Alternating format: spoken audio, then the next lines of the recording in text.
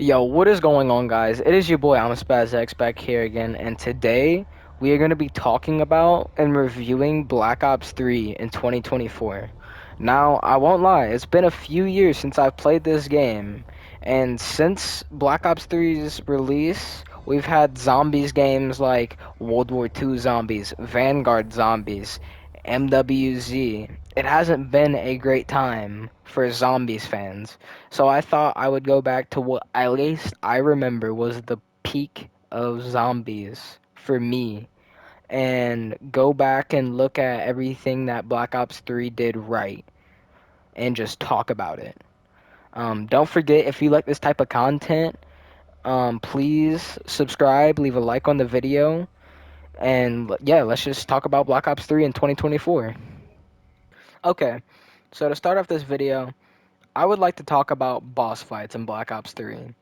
And now, I know they are definitely a staple now with them being in mostly all, or I'm pretty sure all, Black Ops 4 and Cold War maps. And there's a few in Vanguard, I believe, but I haven't played much Vanguard, so I couldn't really tell you.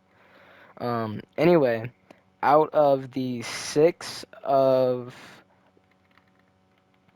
the maps that first started on Black Ops 3, five of them have Easter eggs. Shadows of Evil with the Shadow Man, DE with the Corrupted Keeper, Takio on Zetsubo, and the Shadow Man again on Revelations, and Nikolai with his mech suit in Garad. The only map out of the starting six that did not have a boss fight was the Giant, and honestly, I'm just really glad that Black Ops 3 added boss fights. They're such an amazing staple to zombies now, and we really, like, as a community, enjoyed them, and I'm just grateful that we had the boss fights that we do. Alright, guys, so the next thing I want to talk about is movement with this game. Now, I remember being a kid and playing Black Ops 1 and 2 and how clunky the movement was compared to going to Black Ops 3, and just the sliding mechanics in that game really paved the way for things that we would see in Black Ops 4 and Cold War, Vanguard, games like that. And I think they really did it just right with this game. I think every, like, MWZ is a little bit too much with the sliding, and the dolphin diving. I don't think we need all that in zombies. I think Black Ops 3's movement was perfect. So another thing I would like to talk about with Black Ops 3 is probably my favorite thing that they introduced and took away in the same game was how many hits it takes to down. Before, in previous games, it was 2 hits to down, and in this game, it was 3 hits to down. And Black Ops 4, it was 4 hits to down.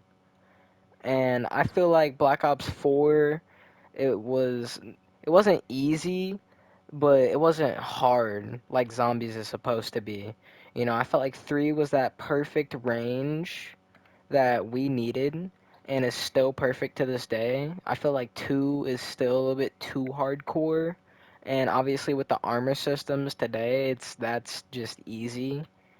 But I think Black Ops 3 with the 3 hit system was the perfect system for hit detection.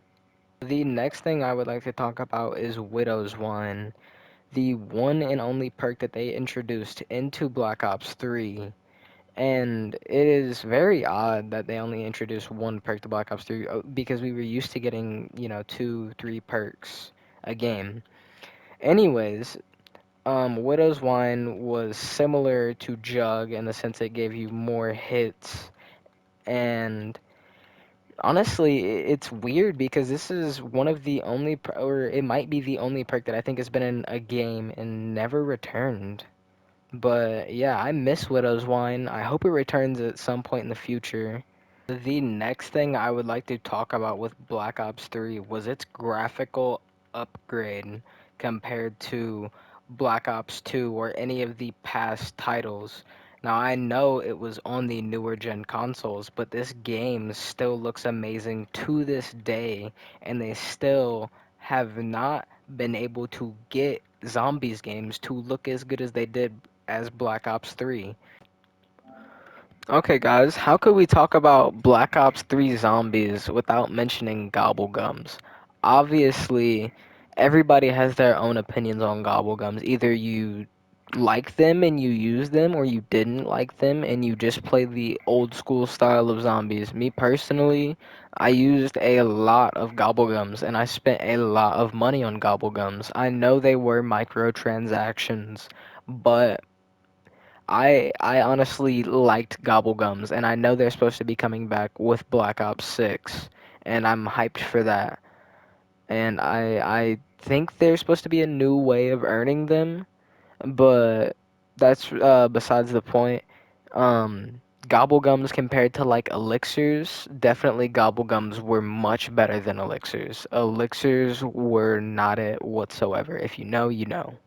Gobblegums, I think, were just the perfect system at the time, and I really wish they would have kept them. So another thing that Black Ops 3 added that would be expanded on later was the weapon kits. This was the first time we had seen a variation like this in zombies, where you could put your attachments and everything on your guns and camos as well. And honestly, it wasn't really that good in this game, to be honest with you. It was, better in Cold War and MWZ, but it was cool in this game because I'd say the camos in this game were cool. Like all the camos in this game were amazing. So just being able to throw those camos onto a gun that you would get out of the box was really, really cool. Black Ops 3 introduced some of the most iconic maps in zombies history, like Shadows of Evil, Drak, Garad Crovey. Um, these maps are still some of the maps to this day that people are begging for remakes, and we need them, Treyarch. Come on, come on. At some point in the BO6 cycle, you gotta give us at least one of these maps, please. Um, Anyways, no, all these maps in Black Ops 3 were amazing, but I think the three that I said, Shadows of Evil, DE, and Gorod Crovey, stand out without a doubt the most.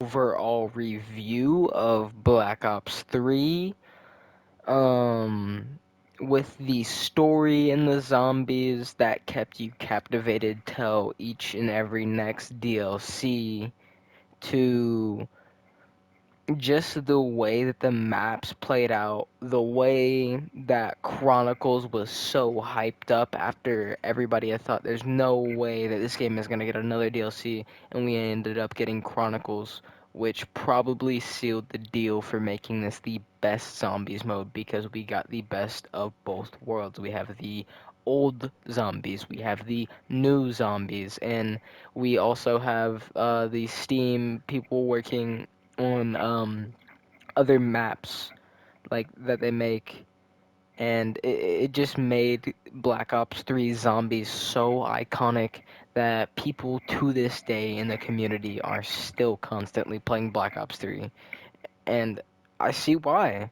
Coming back to this game and taking a deep dive in, I truly see why people still put a lot of time and hours into Black Ops 3. It's because it was so different, and every map has the different aesthetic and the feel and the drive when you come to play each and every map is always different. Anyways, thank you guys so very much. That is the conclusion to this video, um, of me playing Black Ops 3 in 2024.